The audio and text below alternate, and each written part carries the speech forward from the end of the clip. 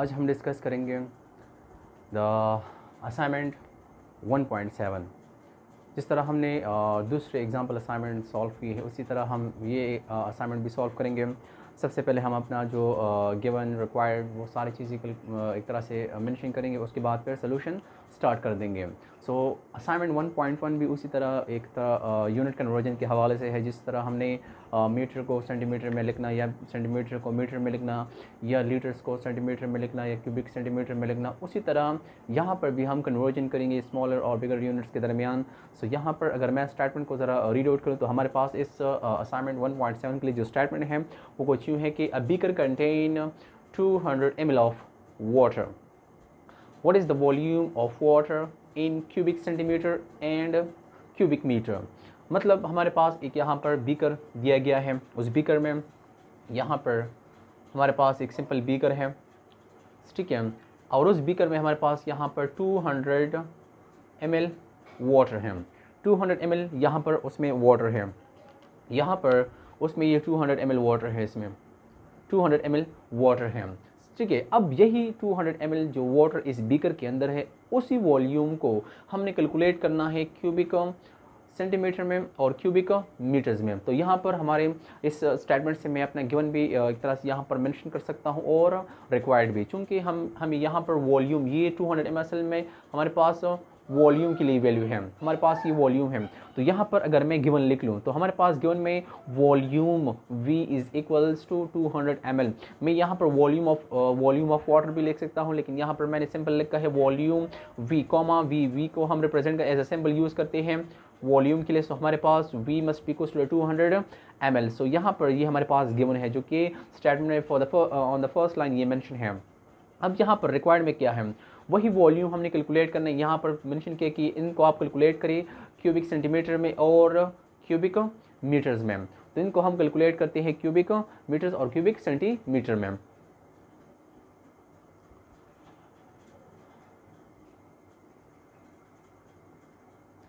तो यहाँ पर अब रिक्वायर्ड में हमारे पास क्या है, रिक्वायर्ड में वही वैल्यू के कैलकुलेट दिस वॉल्यूम, वही वॉल्यूम की वैल्यू, लेकिन हमने आंसर कैलकुलेट करना है क्यूबिक सेंटीमीटर्स में और लास्ट पे क्यूबिक मीटर्स में। अब यहाँ पर साइन ऑफ इंटरोगेशन की जगह हम जो वैल्यू इधर आएगी 200 ml की जगह वही वैल्यू इधर हम लगाएंगे फिर।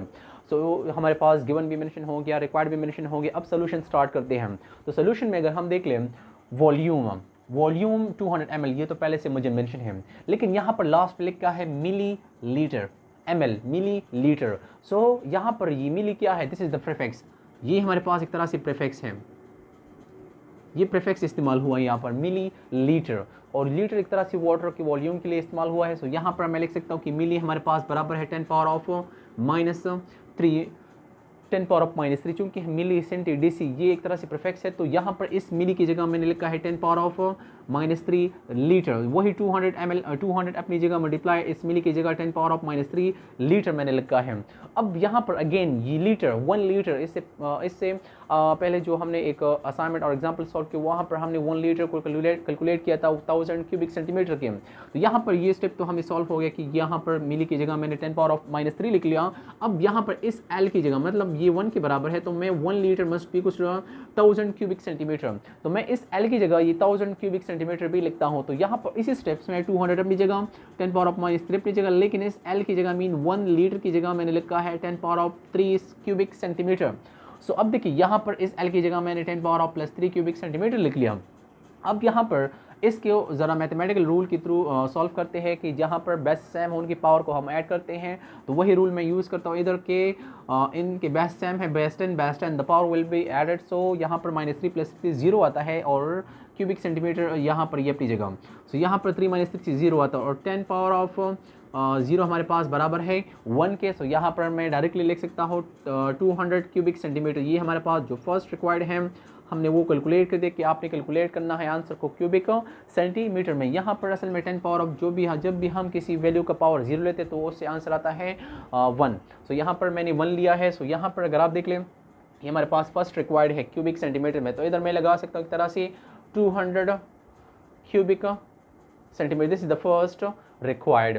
अब दूसरा रिक्वायर्ड क्या है कि आपने आंसर को कैलकुलेट करना एक तरह से क्यूबिक मीटर में। तो यहाँ पर मैं अब आंसर को क्यूबिक मीटर में कैलकुलेट करता हूँ, तो वही वैल्यू जो ऊपर आई है मैंने वही वैल्यू लिखी है, लेकिन क्यूबिक सेंटीमीटर में। तो मैं इस आंसर को ज़रा इस तरह भी लिख सकता हूँ कि 200 और इस क्यूबिक सेंटीमीटर, ये 3 जो इसके ऊपर है ये असल में एक तरह से एज अ होल मैं लेता हूँ। तो यहाँ पर सेंटीमीटर होल पावर ऑफ 3 मैंने लिया है, और हमें पता है कि 1 मीटर बराबर है 10 पावर ऑफ प्लस 2 सेंटीमीटर। मतलब 1 मीटर में हमारे पास 100 सेंटीमीटर्स होते हैं, 100 सेंटीमीटर्स। तो लेकिन 100 को मैंने 10 पावर ऑफ 2 में लिखा है, 10 10s are 100, so 10 power of 2 centimetre. अब अगर मैं बोथ साइड को 10 पावर ऑफ 2 पे डिवाइड करूँ, 10 पावर ऑफ 2 इधर भी डिवाइड कर, तो यहाँ पर ये कैंसिल होते हैं, यहाँ पर 1 centimetre 1 divide by 10 power of 2 metre. अब इसको मैंने अरेंज किया, इसको ज़रा ऊपर लेके जाते, जब मैं इसको ऊपर लेके जाऊँगा तो -2 आ जाएगा।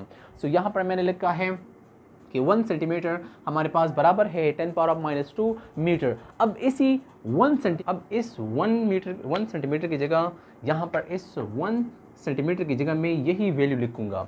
सो यहाँ पर जब मैं इसकी जगह इस 1 सेंटीमीटर की जगह, चूंकि ये होल पावर में है, उसकी पावर, इसका पावर क्या है क्यूब, तो मैं इस 1 सेंटीमीटर की जगह ये वैल्यू लगाता हूँ। मीन ये जो वैल्यू हमारे पास है 1 centimetre is equal to the 10 raise to the power of -2 metre. तो यहाँ पर जब मैं इसकी वैल्यू लगा लेता हूँ तो हमारे पास मतलब यहाँ पर आ जाता है 10 raise to the power of -2 metre whole power of 3। तो यहाँ पर जब पावर के ऊपर पावर आता है तो यहाँ पर हम उसको मल्टीप्लाई करते हैं। तो इधर देख लें हमारे पास क्या है, यहाँ पर ये 3 इस 10 की raise to the power of -2 के ऊपर भी है और इस मीटर के ऊपर भी है।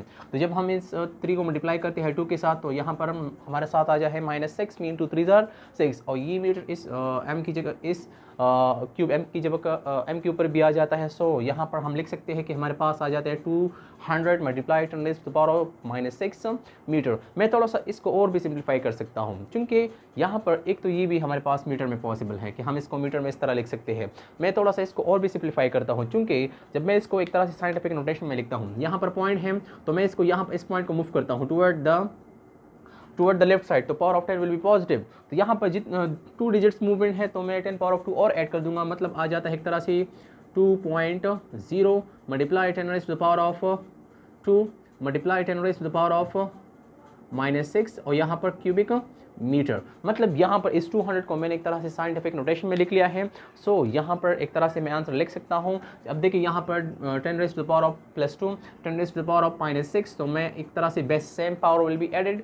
सो मैं इधर लिख सकता हूँ कि 2.0 multiply 10 raise to the power of 2 -6 cubic metre. तो मतलब मैं लिख सकता हूँ एक तरह से इसको कि 2.0 multiply 10 raise to the power of -4 cubic metre. तो ये एक तरह से हमारा जो आंसर है साइंटिफिक नोटेशन में भी लिख लिया, और ये एक तरह से कंप्लीट आंसर है volume of water in cubic metre, मतलब 2.0 multiply 10 raise to the power of -4 cubic metre. और यही हमारे पास रिजल्ट भी है। तो मैं इसको रिजल्ट में भी लिख सकता हूँ कि हमारे पास रिजल्ट आ गया है। मैं इसको रिजल्ट में लिखता हूँ।